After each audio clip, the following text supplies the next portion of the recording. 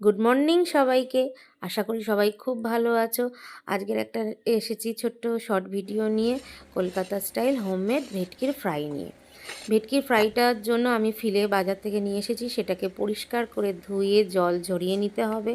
তারপরে আমি এর মধ্যে একটা মিক্সির জারেতে মশলা তৈরি করেছি, যেটার জন্য আমাদের অবশ্যই লাগবে ধনেপাতা, কাঁচা লঙ্কা, গোলমরিচ, পেঁয়াজ, আদা, রসুন। মশলাটা মিক্সির জারে পেস্ট করে নিয়ে সাথে একটা ফিলের উপরে একটা ডিম প্রথমে ফাটিয়ে নিয়েছি, তার সাথে নুন, লঙ্কার গুঁড়ো, হলুদ গুঁড়ো আর ধনেপাতার মশলাটা সুন্দর করে ম্যারিনেশনটা করতে হবে, যাতে মশলাগুলো ফিলের সাথে খুব ভালোভাবে মিশে যায়। এবার মশলা মাখানো এই ফিলেটা মোটামুটি ফ্রিজেতে আমি 45 থেকে 1 ঘন্টা মতো ম্যারিনেশনের জন্য রেখে দিয়েছিলাম। আলাদা করে আর একটা পাত্রে আমি বিস্কিটের গুঁড়ো নিয়ে নিয়েছি, ব্রেড ক্রাম্ব। আর একটা বাটিতে আমি বেসন আর কর্নফ্লাওয়ার 2 চামচ কর্নফ্লাওয়ার আর 2 চামচ মতো বেসন নিয়েছিলাম।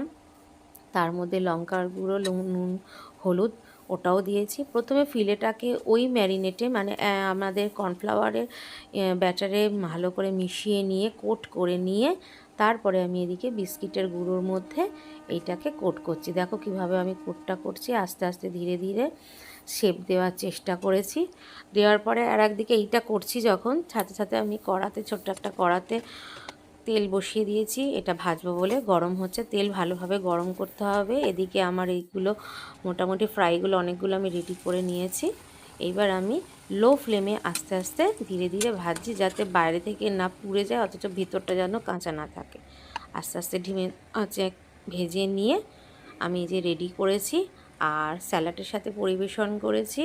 কাসুন্দি যেহেতু ইউজ করি না বা আমরা খাই না, তাই এই সস দিয়ে পরিবেশন করেছি।